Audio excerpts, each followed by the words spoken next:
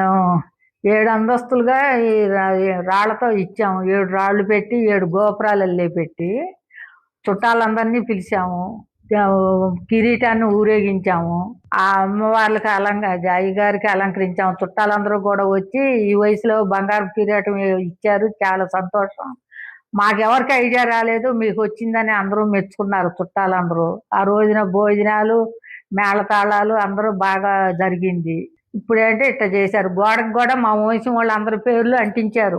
మా 4 తరాలోళ్ళు, మా మన కొడుకులు, కోడళ్ళు, మా అత్తగారు, మా మామగారు, మనవాళ్ళు, ముని మనవరాళ్ళ పేర్లతో సహా రాయించారు. గోడకు అంటిస్తలేదు ఎన్నిసార్లు చెప్పినా.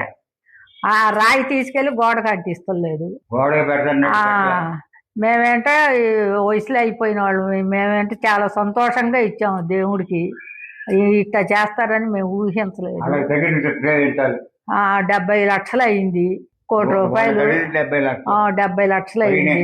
మేము దేవుడికి అలంకరించమని ఇచ్చాం కానీ ఆయన తాకట్టు పెట్టుకోమనో అమ్ముకోమని మేము ఇవ్వలేదు. ఆయన కూడా ఒప్పుకున్నాడు.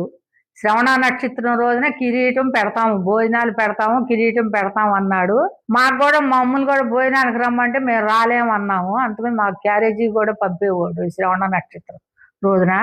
పండగలప్పుడు పెడతాము, శ్రవణ నక్షత్రం రోజున పెడతాము, మీ గోత్రనామాలతో పూజలు చేస్తాము, అన్ని ఒప్పందం పెట్టుకునే ఇచ్చాము మేము.